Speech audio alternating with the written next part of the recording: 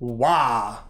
Wario is far and away one of the most prolific characters in the entire Mario universe. As a character, well, I mean, he's disgusting, rude, very greedy. Did I mention disgusting? Yeah, you know, he's just a vile human being. But damn, believe it or not, his video game career is far more interesting than that of, say, Yoshi or Donkey Kong. Those two may have higher highs of adventures for sure, but Wario definitely has the weirdest weirds. See, you may think you know a thing or two about Wario because you played a WarioWare game here or there, but I'm here today to tell you things go so much deeper than that. Oh my god! This is also going to be a bit of a response to how I feel like the Wario back catalog is so underappreciated. Now sure, the WarioWare series is fantastic, those games are really good, they deserve all the respect in the world, but that is only one of the 3 pillars of Wario. You see, it's like a W. Of course, we got WarioWare, like I just said. I'm assuming most of you are already well familiar. We have the second pillar being Wario Land, the series that brought the character to the dance in the first place. But pillar 3, that's kind of like, what?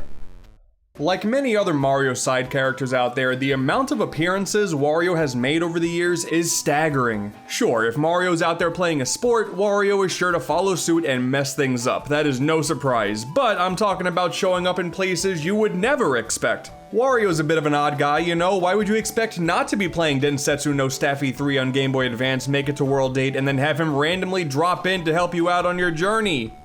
Why not? He has a starring role as the worst character in Super Mario 64 DS. I mean, someone had to have that role, it was definitely gonna be him. Baby Wario exists. A consistent reminder that we should be living in constant fear, especially since the mobile Dr. Mario World game gave him a PhD. That's not gonna be good. He has a prominent role in the Mario Picross games in Japan, where he apparently takes the job very seriously. And then we got something like Mario vs. Wario, a pretty nifty puzzle game that actually takes advantage of the Super Nintendo mouse. That dastardly Wario is at it again. He put a bucket on Mario's head. What an evil mastermind. Is that really all it takes to remove any free will from Mario? He just walks like a lemming throughout the entire game, that's it. Just a bucket. Bowser versus Bucket, Bucket always wins. It's sort of like one of the newer Mario vs. Donkey Kong games actually. Just help the auto-moving character get to Luigi, who's just meandering around for some reason, and don't die along the way. A pretty cool SNES footnote, like how it's the debut and only appearance of Wanda the Fairy, everyone's favorite, but not much more. On the other side of the puzzle spectrum, we have Wario's Woods. This one is a little bit more well-known, I believe. Wario takes refuge in a forest, and Toad is not okay with that. So with the help of another random fairy, no relation to Wanda, blows up every living thing in sight so we can get Wario out of there. As one does. I always somewhat enjoyed Wario's Woods. It's a neat enough puzzle game with some really solid music, and it's the answer to the trivia question, what is the final officially licensed NES game in the US? Kinda cool. Clearly, Nintendo loves this fact. This game has gotten re-releases so many times over the years, while the superior Super Nintendo version has received 0. Yeah, the re-releases may have you think this game doesn't exist, but it does, and it is more or less the same game, but with better graphics and sounds. And there's also a 1v1 story mode featuring characters such as Katsini, Galrog, Mr. Boo. Okay, now I know why this game never got re-released. But it doesn't get any weirder than Wario Blast featuring Bomberman for the Game Boy. Yes, a Wario Bomberman crossover, a reskinned version of Japan's Bomberman GB. I guess they didn't think that was gonna sell, so let's put Wario there for some reason. The story goes, Wario managed to hop into an extra-dimensional portal on his quest to conquer new lands and find new treasure, and just happened to stumble into the world of Bomberman. That's amazing. You could use that as a plot point for any Wario crossover. Why did you stop with Bomberman? And for any of the confused Bomberman fans out there, yes, this is Japan's Bomberman GB, which is different than America's Bomberman GB, which was actually Bomberman GB2 in Japan, and also, on the American box art, features a Bomberman with a gun. For his neutral special, he wields a gun. Now, when it comes to WarioWare, the reality of the situation is, while those games are good, you kinda get a similar vibe with every single game. You have a great microgame fill time, 9V is gonna give you a fantastic Nintendo history lesson, and then you're gonna move on. You only got 5 seconds, you gotta move on, and you gotta learn quick. Even when microgames weren't the focus in Game & Wario, or we had weaker microgames but a microgame creator in DIY, those games are fantastic and I highly recommend basically every single one of them. Just don't play WarioWare Snapped. Snapped is trash. It was trash on the DSiWare service. It was like only 25 minutes long, meant to use the camera. It's not good. Not good at all. But look how funny my face is. But today, I want to talk about what I consider to be the best pillar of Wario, Wario Land. This series of platformers spans across the Game Boy, Game Boy Advance, even on consoles. You got a couple of spin-offs, and I gotta tell you, this series is fantastic. It all begins with the Game Boy classic Super Mario Land 2, 6 Golden Coins, one of Mario's most original adventures and in my opinion, one of his greatest. Most of you know this by now, Bowser wasn't the villain in this one, it was the debuting Wario. He took control of Mario's castle while he was off in Sarasa Land trying to save Daisy in the first Mario Land game, and also Mario has a castle apparently. I guess we're just gonna forget about this one. This may seem all fairly random with Wario showing up out of nowhere, but actually, per an official comic from Nintendo Power titled Mario vs. Wario, no relation to the game of a similar name, details the two's childhood friendship, where, in retrospect, Wario felt as if the relationship was incredibly one-sided, and decided to get revenge 20 years later. This is a pretty fun comic in general, actually. Seeing the events of Mario Land 2 in a different light and getting to see kid versions of these characters acting like kids is really charming. It's not like they were just babies with Yoshi, managed to find a PhD along the way, and then boom. Mustache. They must have been living a life. Let's see what that was like. The Mario and Wario dynamic was meant to mimic the rivalry between Popeye and Bluto, and combined with the Japanese word waruri, meaning bad, thus leaving the opportunity wide open to simply flip Mario's M on his cap to a W, it all really wrote itself. Also, the yellow color is like right in between red and green on the color wheel, so even then, that made sense too. Everything about Wario's creation was perfect. But in his very first appearance, well, none of it mattered. A noble effort for sure. I was always a fan of boss fights where the opponent has access to the same powers the hero does, but regardless, guaranteed failure. Even still though, Wario wants a castle to call his own, damn it, which leads us to the events of Wario Land, Super Mario Land 3. Ignore the Mario Land part, it's like Super Mario World 2, Yoshi's Island, it's just to sell a few more copies and that's it, don't worry about it. Right off the bat, the Wario universe is established as something totally different than anything Mario has done before. Here we are on Kitchen Island, where the fearsome Captain Syrup, with the help of her brown sugar pirates, stole a massive statue of Princess Peach. Yeah, we got a big food theme going on here. Rice Beach, Mount Teapot, SS Teacup. Food is not even a major theme of the game, but sure, why not? Wario's a big guy, let's talk about food for a second. Captain Syrup is going down. And so, in an effort to stand up to his old rival, as well as make some money along the way, Wario sets off on an adventure the likes of which Mario fans hadn't experienced before. For one, things are a lot slower now. Since scrounging up money is the name of the game, exploration plays a strong component here. Many of the stages are the typical linear fare, but throughout the entire island are a bunch of hidden exits, but more importantly, 15 hidden treasures. And to get to those, as well as Captain Syrup's whereabouts, Wario's gotta get through some strange areas and take down even stranger baddies.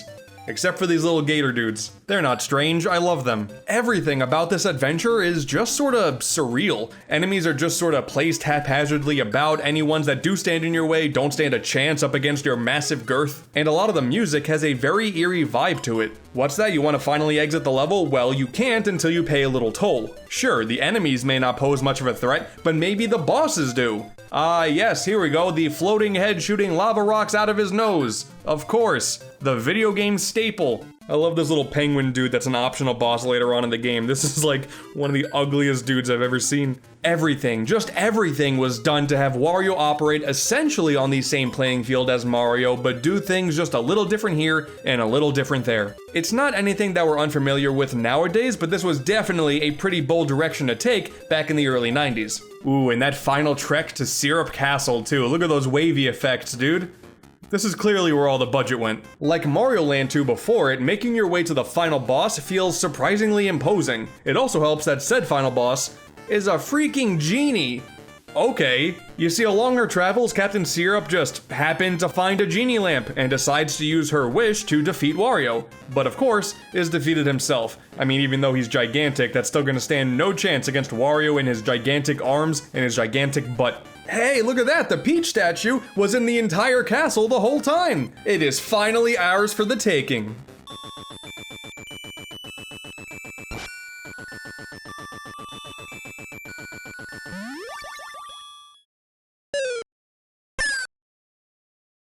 Dude, Mario sucks. But it's alright. Based on how much treasure you got on your journey, you can use your one genie wish to finally get the castle of your dreams. Pick up those 15 treasures along the way, and then boom, Mario wishes his castle was this cool. Not really sure why you have one wish for a genie, but you gotta pay him to get the thing you want. There's like a whole bunch of endings that change depending on how much money you have by the end of the game, so that's kind of weird, but okay. Or if you manage to max out your final coin count to all 9s by playing the game legitimately, or cheating by constantly pausing the game, pressing select 16 times, and manipulating the UI to max out your coin count for the final tally of every single level. Man, I miss cool cheat codes so much. You can get something a little extra. You don't get just a simple little castle that way, you get your own Wario planet. And he can breathe in space too, apparently? Man, Wario works in mysterious ways. All these years later, the original Wario Land still holds up fantastically. It's a little slow for sure, which can sometimes be a bit annoying, but overall, this is easily some of the best platforming the original Game Boy has to offer. But before we jump onto Wario Land 2, let's first take a quick detour to the Virtual Boy. That console deserves a little bit of credit, one mention a year. That's all it gets. Virtual Boy Wario Land is notorious for two reasons. One, it is the only game on the console people can agree on it actually being pretty good, and two, it was featured in my very first ever Mario month, so that's pretty cool too.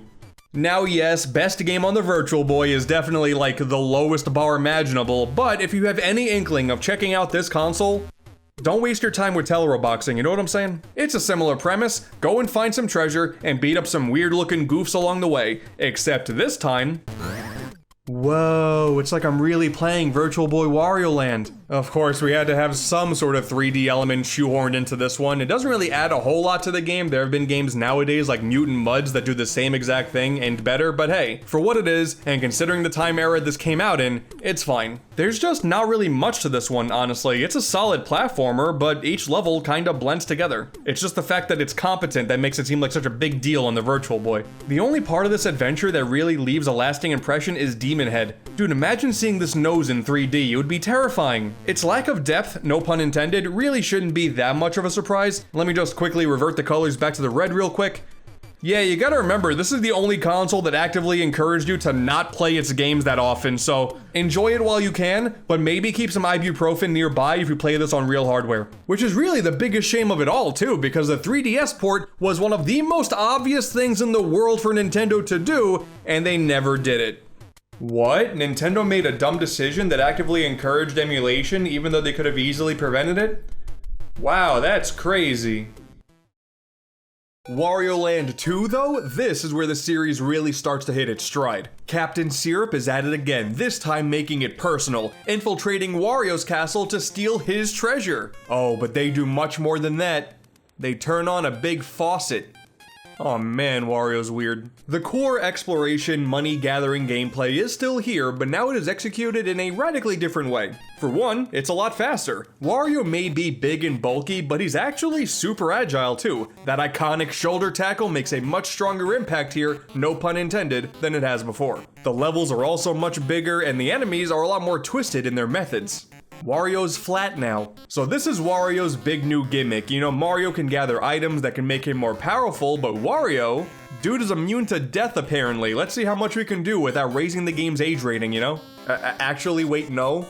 Wario literally dies in this one, oops. Fun fact, there's this one form called Crazy Wario that happens when these big penguin dudes hit you with like a ball, I guess. Well, in the Japanese version, they actually are throwing beer at you, and they make you drunk instead. What do you mean Nintendo of America wasn't cool with one of their main characters drinking alcohol? I don't understand what you're talking about. Kirby was making mixed drinks back in Kirby's Adventure, but said nothing about actually consuming them. Come on now, be realistic. The immortality really changes how you handle obstacles too. You are, to be honest, just more threatening than anything you come across, so if you screw up, your main punishment is simply an annoying setback. And this dynamic, in my opinion, really works. You want treasure and you want it now, and you will do literally anything to get to it. Even if it means getting stung by a bee when you're allergic, by God, there's treasure at the end of that allergy. I will make it work. Speaking of, treasures are handled a bit differently as well. Hidden throughout levels are doors that feature matching game puzzles, with the hardest difficulty being some real blink and you miss it type nonsense. Holy cow, that's fast. As well as the end of those levels having a matching number game, used to unlock pieces of a map to eventually access the final level. And by the way, that final level, that's the weirdest of them all too, dude. The walls have like faces and stuff in it, and you just have to accept it. They never explain why this is the way it is. You're going after pirates here. Why is there a face? Alright, at least I get my treasure back, I guess. Just gotta deal with a few mentally scarring issues, but hey, no worries. And soon enough into your adventure, you also kinda realize that there may be way more puzzles than there are actual levels. That's kinda weird. Well, that's because there are actually some alternate pathways. There aren't just a small handful of secret exits for the sake of having secret exits. By changing how you finish a select handful of levels, it ends up putting you down a totally different path with a unique set of stages and boss fights. For example, at the start of the adventure, Wario wakes up to a very loud alarm, then you go out on your way. But what if you decide to sleep through it? Yeah man, why not? Secret pathway unlocked. Ultimately, this doesn't really add a ton to the overall journey. The secret exits are actually pretty easy to find once you have the flow chart, but they're still pretty cool more than anything else. And considering how varied these locations are, and you never know exactly what you're about to get yourself into, it is still one of Wario Land 2's defining features. All these years later, there still aren't many other games out there where you get to play basketball against a bunny, so you know, point to Wario. The game may be relatively easy, but it doesn't matter, man. It is so much fun exploring every nook and cranny and seeing everything Wario can transform into and seeing just what bosses around the next corner. It's awesome. Dude, Wario has a pet hen apparently. This is all character development, I swear, don't worry about it. Even the Super Game Boy functionality is cool. Not only do the color palettes shift to match the style of the level you're playing in, but the background often changes as well. And also, Wario Land 2 is one of those uncommon releases that not only had a gray cartridge, which stuck to the limited color palettes and Super Game Boy support, but also later on a black cartridge, which includes all of that, plus the full color style most of this footage has been in if played on a Game Boy Color. And really, either way you play it, this is just a great looking game. Ah man, Wario Land 2 is fantastic. Once again, the man in yellow knocks it out of the park, and it is easily one of the best platformers on the console. But then we got Wario Land 3. One day, while Wario is out for an airplane stroll over the woods, his vehicle runs out of fuel and crashes. And as we've established from the last game, he's immortal. He is just fine. And in a nearby cave, Wario discovers a mysterious music box that, upon inspection, sucks him into a brand new, weird world. And once inside, a hidden figure claiming to be that world's protector currently has his powers sealed. And only by finding 5 other music boxes can they be freed, and Wario can return to his world. And also he can keep any treasure he finds along the way. Yeah, go ahead and sign him up. Mechanically speaking, Wario plays exactly like he did in Game 2. He is more limited in his moveset at the start, but you do get all of those powers back and then some throughout the adventure. Not really sure how my guy forgot how to pick things up over his head, but hey, benefit of the doubt, you know, he did just survive a plane crash. There are a couple of new transformations as well. You can turn invisible, you can become a massive snowball. Dude, even a vampire that can swap into a bat with the push of a button, that one's really cool. Thanks to exclusively being a Game Boy Color game now with some extra horsepower, just a little bit, we have some extra frames of animation too. Check out Wario climbing a ladder now.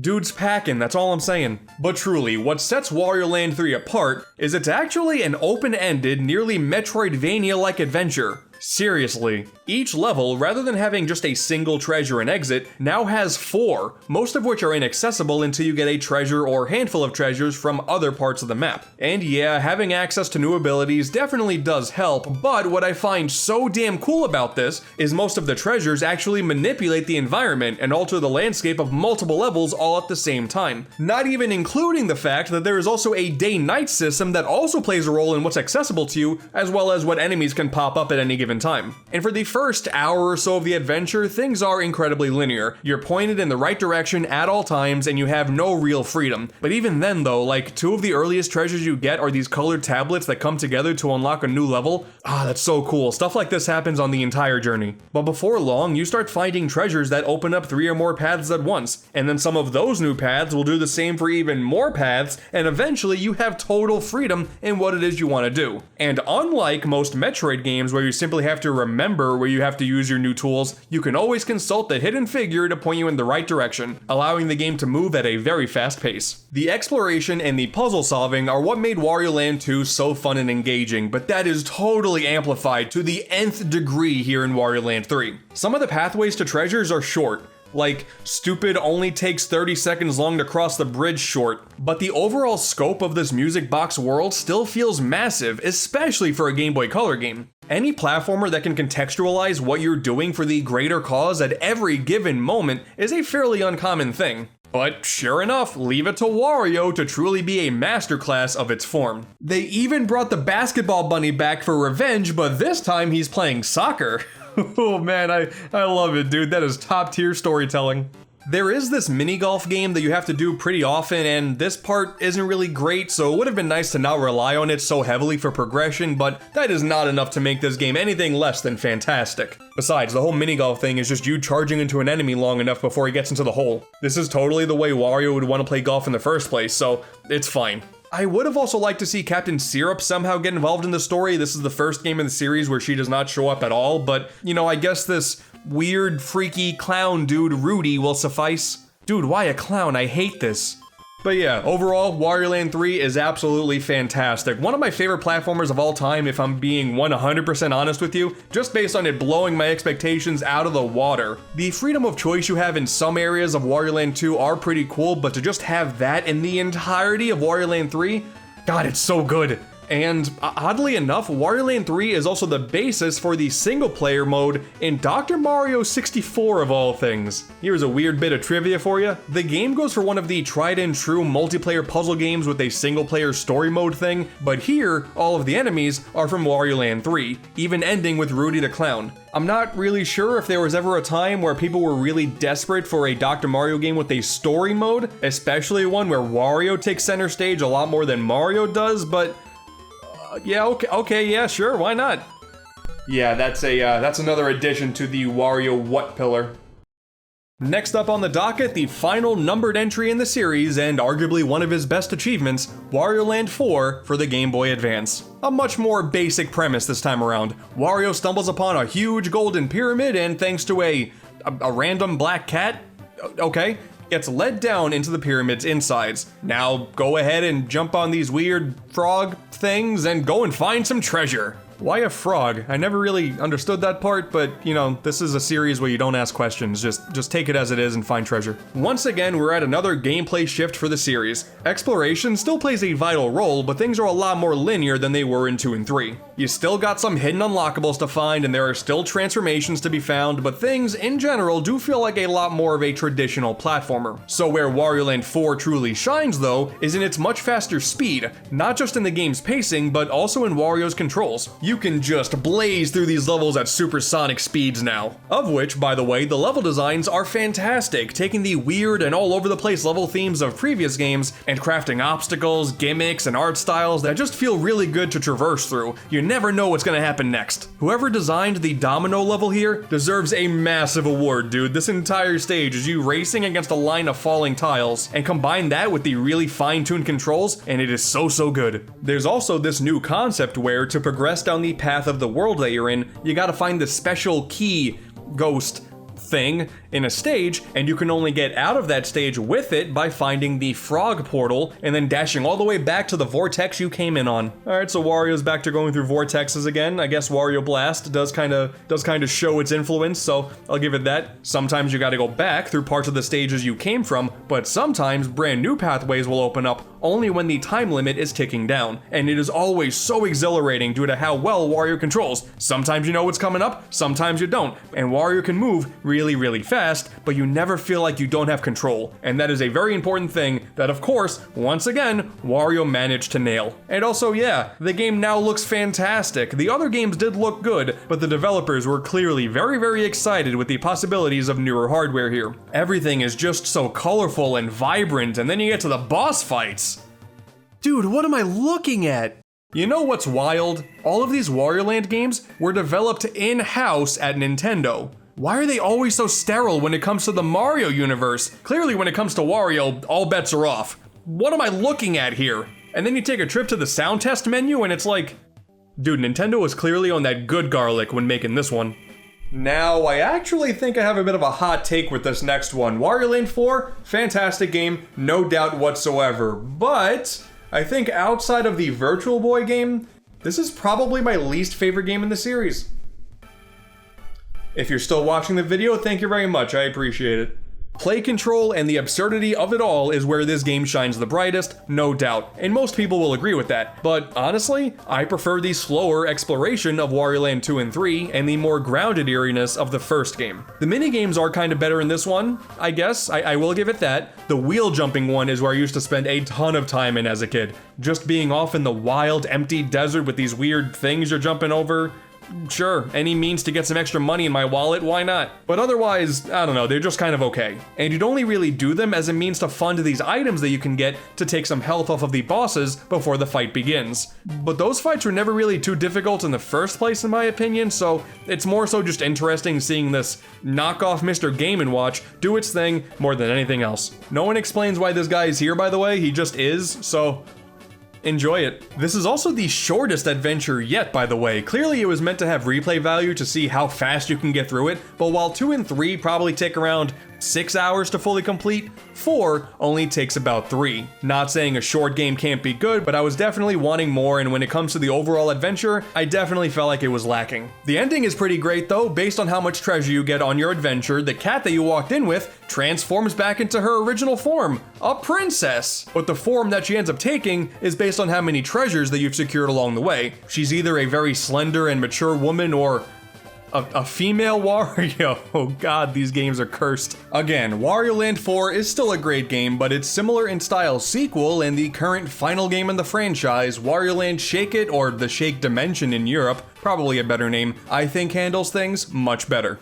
For one, this is the first time a Wario Land game was made by someone other than Nintendo. Here we have Good Feel. Yeah, the same Good Feel that would later on make Kirby's Epic Yarn, as well as Yoshi's Woolly World and Yoshi's Crafted World. This is where that team got their foot in the door, working on a Nintendo property. And they clearly wanted to leave an impact too, man. Look at Wario's butt. You thought he was packing before, but ooh, they definitely wanted to leave a lasting impression here, and that they did. As you can tell, the game also features a hand-drawn art style, even including a few actual anime cutscenes animated by the big animation studio, Production IG. There's not many of these cutscenes out there, but what's here is really, really cool, and definitely makes me want a full Wario cartoon. I've said it once, I will say it 1,000 times. Stylized graphics for a platformer I will take any day over the standard uninteresting 3D of something like New Super Mario Bros. That's an easy shot to make, I get it, but still, this game looks great. The evil Shake King has stolen the legendary treasure, the bottomless coin sack, as well as kidnapped and imprisoned most of the tribe of Murphles. And on top of that, their queen, Merelda.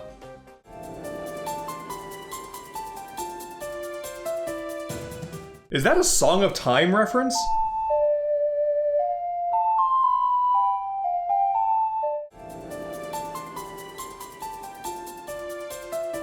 Huh.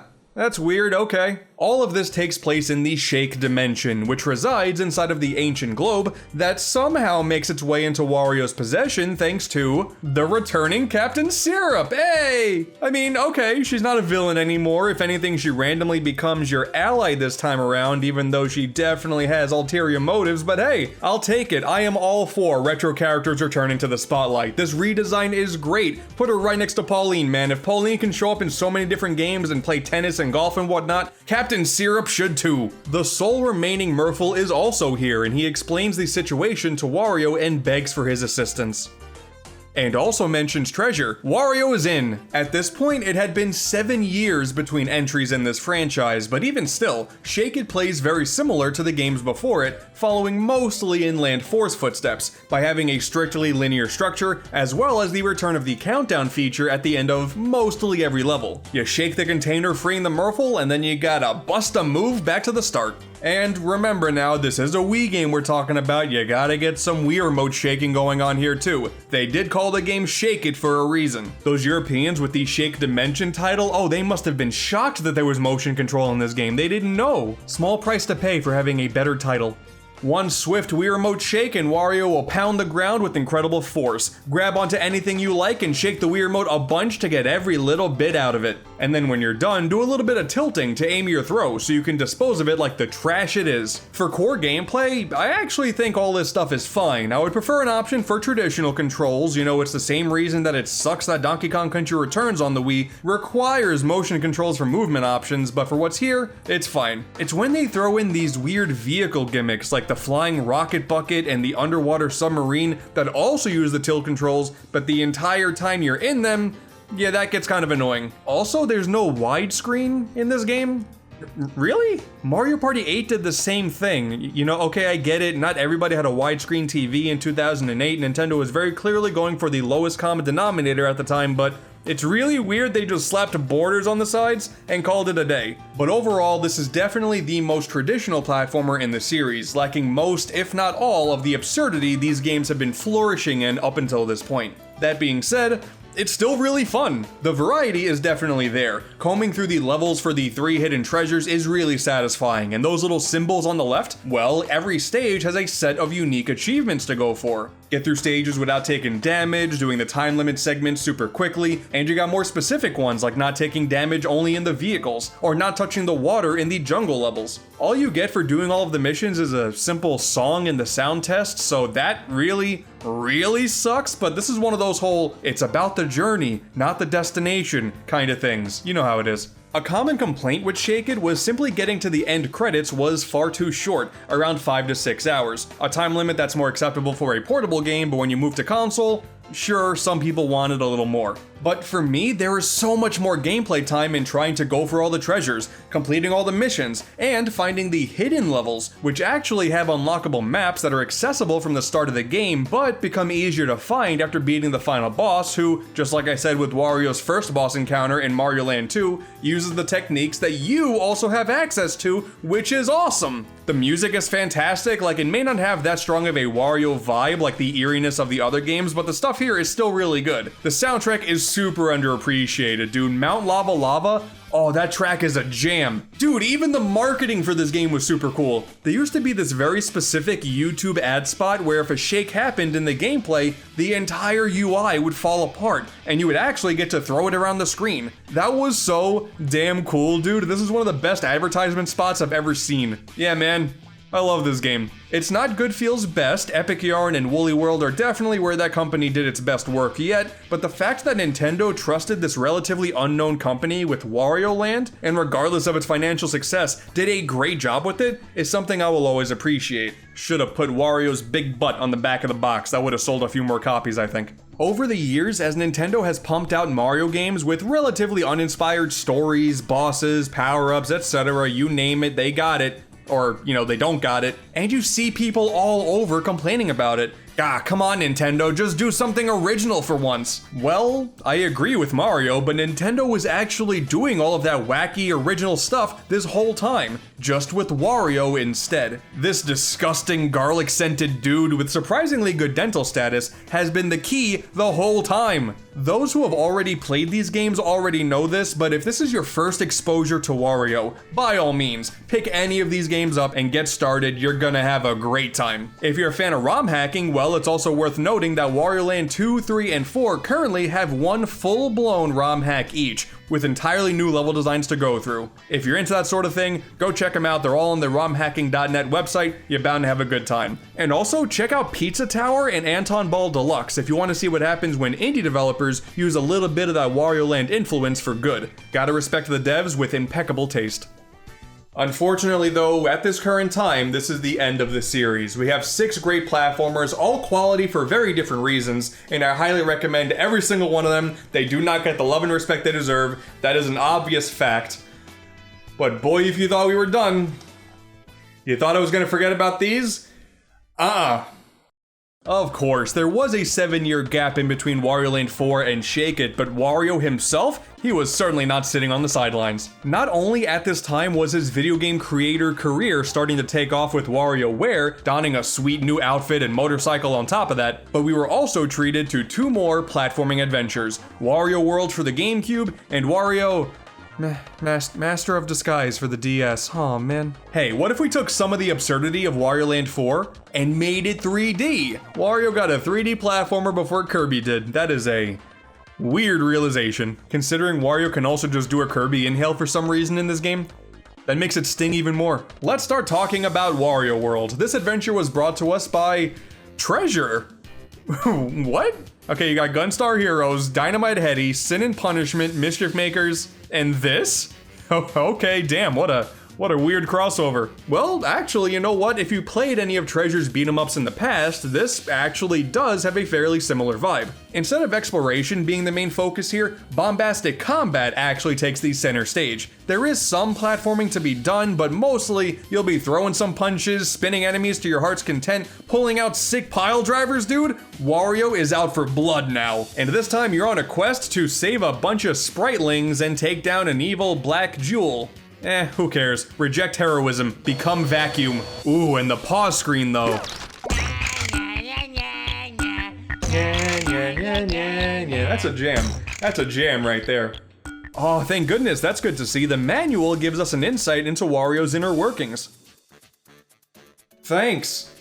To be honest though, as neat as all of this is, the game is actually pretty dull and tedious. The visuals are very nice and appealing, the music is pretty solid too, and boy, when you get to those boss fights, oh man, why is every boss here out of a fever dream, man? I'm pretty sure my sleep patterns have never been the same ever since I fought this weird baby cherub doll thing. I'm so confused about some of these Wario bosses, man. You got the thing in Wario Land 4, you got this thing. There are very clearly no rules here. That's not even a joke. They just don't care. But the actual moment-to-moment gameplay is generally pretty bland. You push forward, you keep mashing the attack button when necessary. There is some, and I emphasize some, exploration required to get treasures, but they squeezed 8 treasures and 5 spritlings into every stage, and those stages are pretty small, so considering the size, you are bound to walk into most of these things just by pressing forward. And speaking of, there are only 8 stages.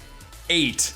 You know, I didn't really think having a short adventure was that big of a deal for Shake It, but here, there's just not much to dive into, man, I gotta tell you. Wario World is good. It is a good game, and a relatively decent effort to bring Wario into the 3rd dimension, but meh. One of Treasure's weakest works, if I'm being honest. Still better than Master of Disguise, though! I have said in passing before that I think this game blows, and a few people have actually taken issue with that over the years. Fine, you know what, fair enough. This was finally my chance to give the game another shot. I owed it to the fans out there who genuinely thought I was misspeaking about this game. Surely, Suzak Inc., that's a company I've never heard of before, must have been doing something good here. One day, while Wario is doing his daily nose-picking, watches a TV show featuring the master thief, Count Cannoli. In extreme jealousy for the fact that this thief can get treasure while he's just sitting on his couch, Wario decides to invent a helmet that allows him to enter the TV. What? Oh, okay. Upon making it into the TV world, he gains control of Count Cannoli's special wand, Good Style. And from there, your quest to become a master thief far better than Count Cannoli could ever be by collecting pieces of the infamous Wish Stone begins. And hey, you know what? This is actually kinda Metroidvania-ish in style. For real this time. Look at the map. See, I'm not lying to you. Oh, okay, that's kinda neat. All of these levels have these treasure chests all over the place. And every time you get into one, you gotta do a really monotonous touchscreen game to get access to the treasure, and there are so many of these. They are so boring, dude. It wouldn't be that big of a deal if it was only like one treasure game like you had in Wario Land 2, but there are so many of these in every single level. This sucks. Oh, okay, you see, I thought you had to at least get kinda close with filling in the colors to get this one completed, but turns out no, the game doesn't care either, so why should I? Okay, but what if you're a fan of the exploration gameplay? Well, it turns out Wario has access to a bunch of brand new disguises to help traverse these locations. Cool! And you transform into one of them by drawing a symbol on Wario's body while you're also having your left hand on the D-pad so you can move, and you have the touchscreen at the same time while you're moving. Oh my god, this sucks! This is not a platformer, man. This is a thinly, and I mean thinly veiled, Metroidvania, just meant to force touch controls on you at any given moment without actually providing substance. It looks ugly, the soundtrack is really forgettable, the new characters are super lame. If you're nostalgic for Master of Disguise, more power to you, and I apologize for upsetting you, but to me, this is one of the worst platformers Nintendo's ever pumped out. What were they trying to accomplish with this? They got a no-name company to take Wario and not even do a Wario Land game. Just, hey, Wario's in a 2D platformer again. Cool, hope you like the touchscreen. A ludicrous dip in quality when you remember just how good the Wario Land games still are. You know what? It's actually good this game doesn't use the Land title. It would besmirch the entire series. But okay, if I'm too harsh here, let me end things with one very positive note. Thanks to Wario Master of Disguise, we have a canonical instance of Wario saying the word boob. And that is the moral of today's story. If you look hard enough, you can find the bright side in anything.